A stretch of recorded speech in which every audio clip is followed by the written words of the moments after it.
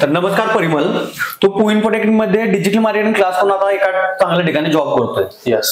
तर आपलं जे ऑडियन्स आहे त्यांना सांगशील की तू परिमल पहिला कोण होता, परिमलचं क्वालिफिकेशन काय, परिमल कुठून आहे आणि पुण्यामध्ये कसा आला, क्लासेस कसे जॉईन केले, त्याच्यानंतर थोडीशी नॉर्मल जर्नी सांग लोकांना. ठीक आहे. फर्स्ट ऑफ ऑल मी सोलापूरचा आहे. बरोबर. मी पण ऑर्डिनरी स्पोर्ट आहे, असं काय जास्त हे नाहीये. ठीक आहे. मी पण फर्स्ट इयर वायडीच होतो बीकॉम ला. ठीक आहे. 12वी मी आर्ट्स मधून केली, नंतर फर्स्ट इयर बीकॉम ला मी वायडी झालो. बरं. इयर डाऊन झाला. तर कसं होतं, राजकुमार सर माझ्या घरा शेजारीच राहायचे. तर आमची मम्मी सारखं सांगायची की त्याच्यासारखं काहीतरी कर, त्यांच्यासारखं काहीतरी कर. सुरुवातीला मी इग्नोर केलं, परत जेव्हा मला कळालं की जेव्हा लॉकडाऊन वगैरे पडलं तेव्हा मला कळालं की भाई हे जे जॉब आहे खूप सेक्युअर आहे आणि ह्याच्यात फ्युचर पण आहे. म्हणजे लॉकडाऊन सारख्या पिरियड मध्ये हे जॉब थांबले नाही तर पुढे जाऊन तर थांबणारच नाही. त्याच्यासोबत कॉन्टॅक्ट केला, सर कोर्स बद्दल माहिती घेतली, काय आहे कोर्स आणि फ्युचर आहे का नाही यात, आणि मला जमेल का, यासाठी इंग्लिश कसं लागतं, हे सगळं मी त्यांना विचारून घेतलं. मग त्यांनी मला सगळं सांगितलं आणि मी कोर्स जॉईन केला त्यानंतर. मग आणि कोर्स जॉईन केल्यावर मला थोडंसं अजून डाऊट होते की होतंय का नाही आपल्याकडून, कारण कसं आहे, न्यू फील्ड आहे माझ्या, म्हणजे मला याच्याबद्दल काहीच माहित नव्हतं. म्हणजे फेसबुक इंस्टाग्राम वापरायचो, पण अशा रीतीनं ह्याच्यावर काम करता येईल हे मी कधी स्वप्नात पण इमॅजिन नव्हतं केलं.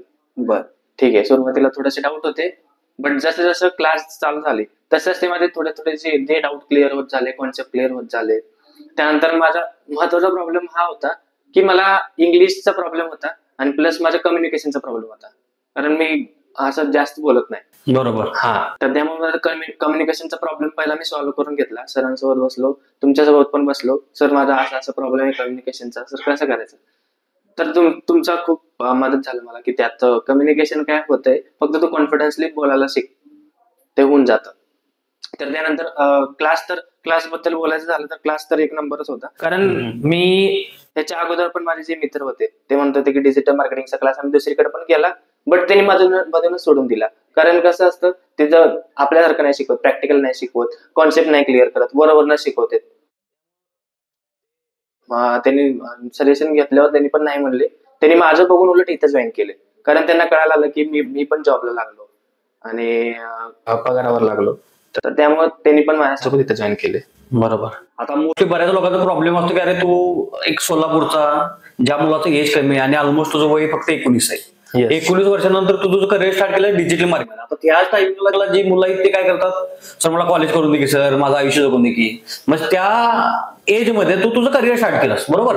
आता तर ह्याच्यामध्ये बऱ्याच लोकांचा प्रॉब्लेम असतो की सर मी ऑनलाईन क्लास करू की ऑफलाईन करू, आणि बऱ्याच लोकांचा प्रॉब्लेम असतो सर ऑनलाईनच मला जमणारच नाही, मला ऑफलाईनच करायचं आहे. मग मी नियर बाय कुठेतरी क्लासेस बघतो, तिथे जॉईन करतो.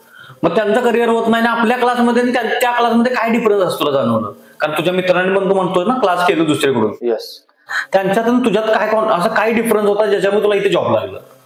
म्हणजे त्यांचे कॉन्सेप्ट क्लिअर नव्हते, महत्वाचे. म्हणजे त्यांना माहित नव्हतं की, त्यांना वाटायचं की पोस्टिंग केलं तर मेटा ऍड्स एक्सपर्ट झाला, त्यांना वाटलं की 2-3 पोस्ट केले की त्यांना वाटलं सोशल मीडिया मार्केटिंग येतं आपल्याला.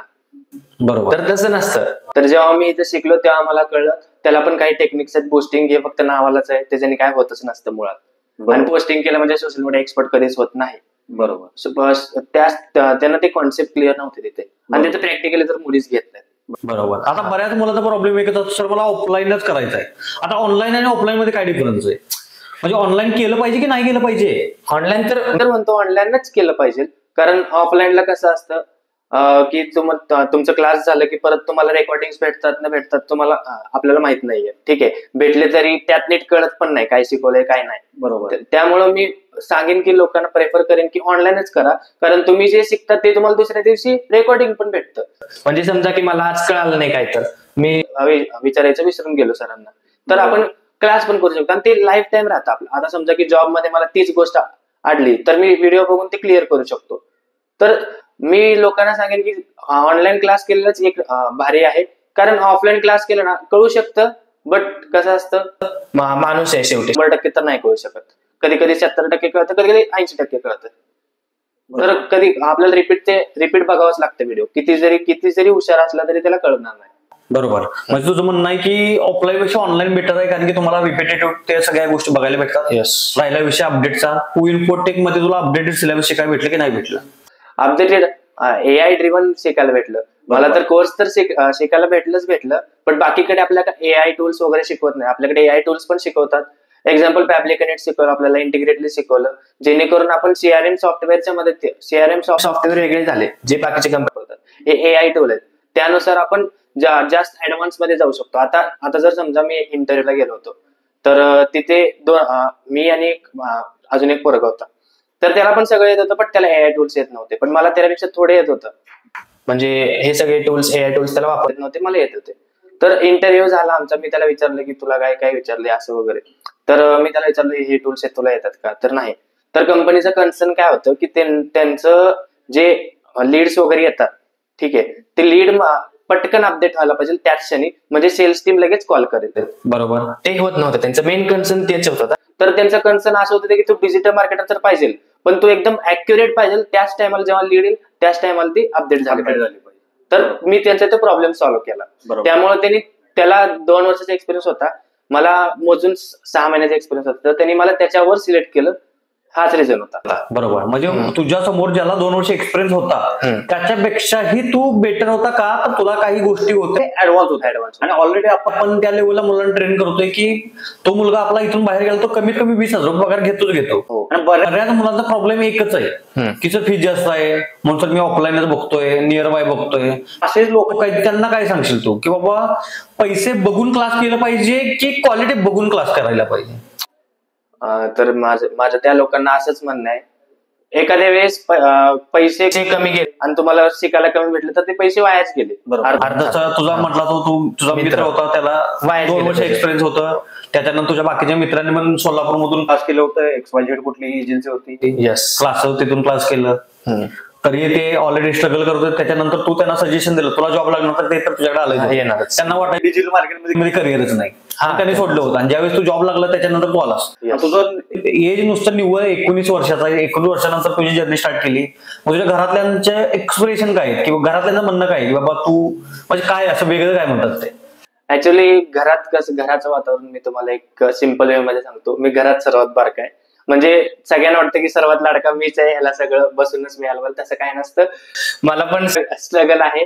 मला पण घरचे म्हणतात तू कामाला. तर माझ्यावर पण प्रेशर होता की करिअरचा प्रेशर होता माझ्यावर, कारण मला मुळात अभ्यासात तर मी एवढा एक्सपर्ट नव्हतो की मी अभ्यासात करिअर करावं. बरोबर, ठीक आहे.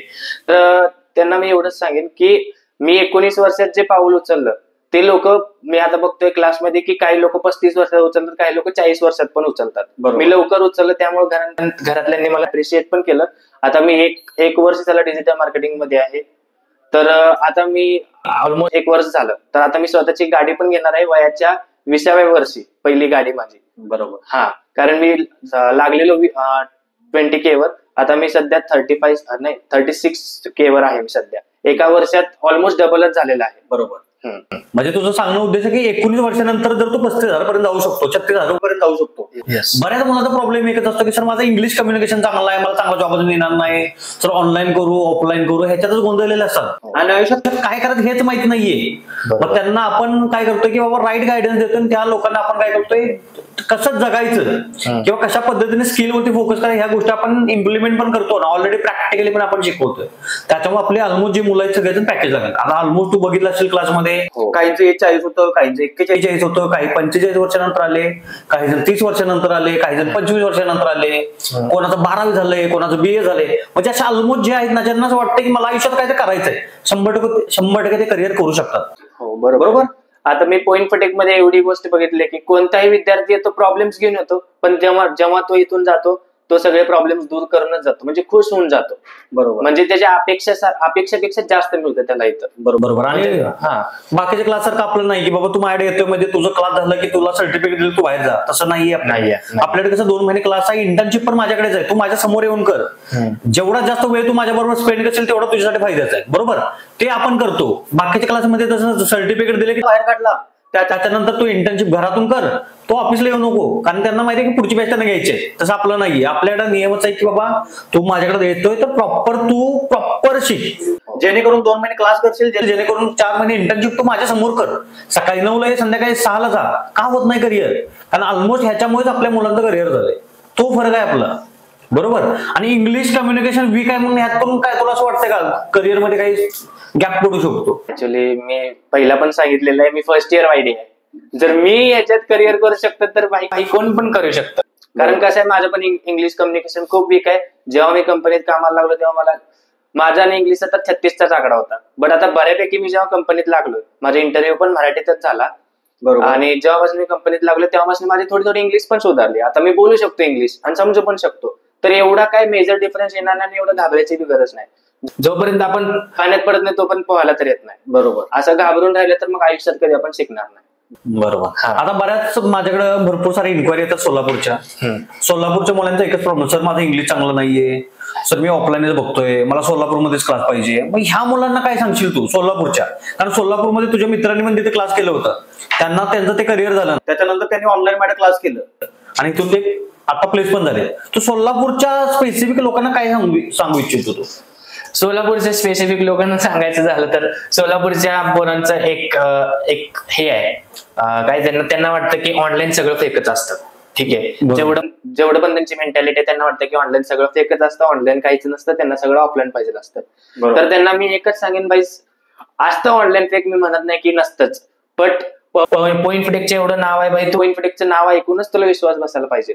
मी पण सांगतो की मी स्वतः पहिल्यांदा डाऊट केला होता ह्याच्यावर, बट जसं जसं मी केलं तसं मला कळालं की भाई ह्याच्यात करिअर आहे आणि 100% करिअर आहे. तू जर मन लावून क्लास केलं, इंटर्नशिप केलं, तुझे कॉन्सेप्ट क्लिअर झाले तर ह्याच्यात 100% करिअर आहे तुझं. बरोबर ना. आपला नियमच असा की तू माझ्याकडे येतो ना, जो पण प्लेस होत नाही तोपर्यंत आपण बाहेर सोडत नाही. हा फरक आहे आपला. आणि सगळ्यात महत्वाचं म्हणजे मेंटॉर आपला राजकुमार सर असेल, मी असेल, आपला नियम एकच आहे की बाबा तू आलाय ना, तू पैसे खर्च केले ना, तुला त्याचा आउटपुट भेटलं पाहिजे. ही आपली रिअलिटी आहे. त्याच्यामुळे आपल्या इथून जो मुलगा येतो तो 100% प्लेस होतो, गॅरंटी आहे त्याची. कारण तो एका प्रोसेसमध्ये जातोय. कारण कुठल्याही क्लासमध्ये गेला तर तुम्हाला 2 महिने क्लास आणि 1 महिने इंटर्नशिप देतात. तसं आपलं नाहीये. आपलं 2 महिने क्लास, 4 महिने इंटर्नशिप आहे. म्हणजे जेणेकरून जेवढं तू स्वतःला एक्सप्लोअर करशील, जेवढं स्किलवरती तू लक्ष देशील, तेवढं तुला फायदा आहे. सगळ्यात महत्त्वाचा राहिला विषय की अपडेटेड स्किल, म्हणजे जे काही टूल्स येतील, ज्या काही गोष्टी येतील, ऑलरेडी आपण आपल्या सिलेबसमध्ये इनबिल्ड केलंय. जेणेकरून काय होतं, त्याला सगळ्या गोष्टी इथंच इम्प्लिमेंट करतोय तो आणि त्याचा कॉन्फिडन्स लेवल बूस्ट होतोय. आणि सगळ्यात महत्त्वाचं राहिलं, आपल्याकडे 6 इंटरव्ह्यूचे राऊंड होतात. हा फरक आहे आपला, बरोबर आहे. हो, 6 इंटरव्ह्यू. आणि सोलापूर असो किंवा कोल्हापूर असो, सांगली असो, सातारा असो, सगळ्यांना एकच सांगणं असतं की इंग्लिश कधी मॅटर करत नाही. आपल्या मुलांना हेच सांगितलं गेलंय की तुझं इंग्लिश चांगलं नाही रे, तुला जॉबच चांगला मिळणार. का सांगितलं गेलंय? कारण MIDC मध्ये कामगार मिळत नाही काम करायला, आणि बाहेरचे कामगार पण परवडत नाही. मग यांना जर घेऊन यायचंय तर काय सांगायचं? तुझं इंग्लिश चांगलं नाही रे, तुला जॉबच मिळणार नाही रे. मग त्याच्या मेंटॅलिटी घरातूनच मेंटली सांगितलं जातंय की तुझं तर इंग्लिश चांगलं आहे, तुला जॉबच नाही मिळणार. मग तो काय विचार करतोय, बहुतेक मला जॉबच नाही मिळणार आहे. मग तो काय कुठतरी MIDC बघ, म्हणजे अशा कुठल्या तर छोट्या कंपनी जातो आणि त्याचा करिअरची वाट लावून घेतो. आणि तेच आपल्या मेन मराठी लोकांचा तोच प्रॉब्लेम आहे. आणि राहिला विषय दुसरा, मग ते काय तर स्पर्धा परीक्षा दे. स्पर्धा परीक्षेमध्ये जर समजा 1000 लोक बसले, त्यातला एकच पास होतो. मग 9,999 लोकांनी करायचं काय? म्हणजे तुम्ही बी प्लॅन पण केलं पाहिजे तर तुमचं करिअर होतं. कारण आपण एकाच गोष्टीवरती डिपेंडंट राहिलो तर आपलं कधीच करिअर होत नाही. राहिला डिजिटल मार्केटिंग 12वी असो, BA असो, BCom असो, आर्ट्स असो, कॉमर्स असो, कोणी करू शकतं. ज्याला बिझनेस स्टार्ट करायचा आहे, ज्याने बिझनेस स्टार्ट केलाय, ज्याचा फ्युचर प्लॅन काय तर करतोय, फ्रीलान्सिंग करायचं आहे, अशा भरपूर साऱ्या गोष्टी करू शकतो. तुम्ही पण मध्ये केलं होतं ना चालू, डिजिटल मार्केटिंग, फ्रीलान्सिंग चालू करत होता. हो. मी आणि रामने चालू केलं होतं डिजिटल मार्केटिंगचं फ्रीलान्स. ठीक आहे. जर आमचं पहिलं क्लायंट जे होतं ते त्यांचं कन्सर्न असं होतं की त्यांना युट्यूबवर ग्रो होत नाहीये. तर आम्हाला पण एवढं काही माहिती नव्हतं. आम्ही पण तुमचीच मदत घेतली होती. तुम्हाला फोन केलं होतं की सर कसं करायचं, याचं काय करायचं, SEO कसं करायचं. तर असं नाही की क्लास झाल्यावर सर आपल्याला वाऱ्यावर सोडून देतात. तर क्लास झाल्यावर पण सर आपल्या सोबतच असणार आहेत. तुम्हाला कधी अडलं नडलं तर सर असणारच आहेत आपल्यासोबत. असं नाही की तू क्लास केला, इंटर्नशिप केला, आता तुझ्याकडे सर लक्ष नाही देणार, असं नाही.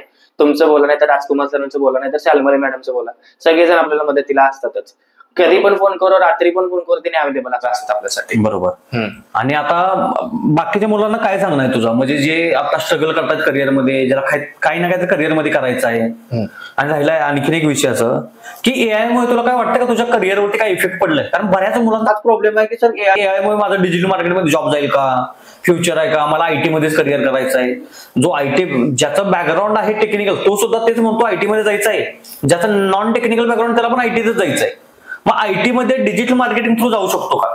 तुला काय वाटतं? मी तर आयटी बॅकग्राऊंडचं नाहीये, मी तर बीकॉम वाला आहे. ठीक आहे, पण मी जाऊ शकतो, मला माहिती आहे, कारण मी एवढं 1 वर्ष काम केलं तर मी आयटी मध्ये जाऊ शकतो. आणि राहिला प्रश्न एआय जॉब खाईल, डिजिटल मार्केटिंगचा जॉब एआय कधीच नाही खाणार आणि खाऊ पण शकणार नाही. कारण यात कसं आहे, मार्केटिंगचा जॉब मुळात माणसाला माहिती आहे, याच्यात आपल्याला काही लोकांचे इमोशन पण कॅच करायचे असतात, तसं एआय करू नाही शकत. एआय आता फक्त एआय तुम्हाला हेल्प करू शकतं, आउटलाईन काढून देऊ शकतं. पण मार्केटिंग वाल्याचा जॉब खाऊ शकतं का? नाही खाऊ शकत आहे. म्हणजे काही गोष्टी असतात, बऱ्याच लोकांना हेच कन्सर्न आहे सर एआय आले, एआय मुळे जॉब जाईल. एक तर अशी ऍड बघितली का की बाबा एआय मुळे 2 डिजिटल मार्केटर काढले, 4 डिजिटल मार्केटर? शक्यच नाही. एआय मुळे जॉब गेलं कोणाचं? जे आयटी बॅकग्राऊंडचे, ज्यांचं फुल स्टॅक झालंय, जावा झालंय, सॉफ्टवेअर टेस्टिंग वाले असेल, बॅकग्राऊंड एचआर असेल, म्हणजे ज्या गोष्टी ज्या जॉबमध्ये लॉजिक नाहीये ते जॉब जाणार. डिजिटल मार्केटिंग मध्ये लॉजिक आहे, कारण इथे जर जोपर्यंत तुमचं ह्युमन टच नाहीये तोपर्यंत डिजिटल मार्केटिंग मध्ये ग्रोथ पण होणार नाही आणि फ्युचर सुद्धा होत नाही, त्याच लेवलचा रिझल्ट सुद्धा येत नाही. बरोबर. आता तुझं काय सांगणार की बाबा जे हा व्हिडिओ बघतात त्यांच्यासाठी तुझं काय कन्सर्न आहे? काय सांगतो तू की बाबा डिजिटल मार्केटिंग करिअर करायला पाहिजे की नाही करायला पाहिजे?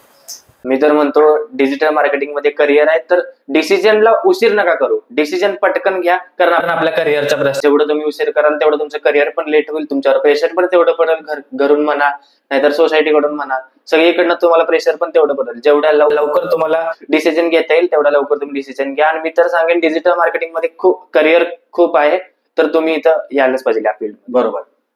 चालेल. ज्यांना ऍडमिशन घ्यायचं असेल, ज्यांना असं वाटतं डिजिटल मार्केटमध्ये करिअर करायचं आहे, खाली कॉन्टॅक्ट नंबर दिलेला आहे, ऑफिसचं लोकेशन दिलेलं आहे. ज्यांना ऑनलाईन करायचं ऑनलाईन सुद्धा करू शकता, ज्यांना ऑफलाईन करायचं आहे ऑफलाईन सुद्धा आपले क्लासेस अवेलेबल आहेत.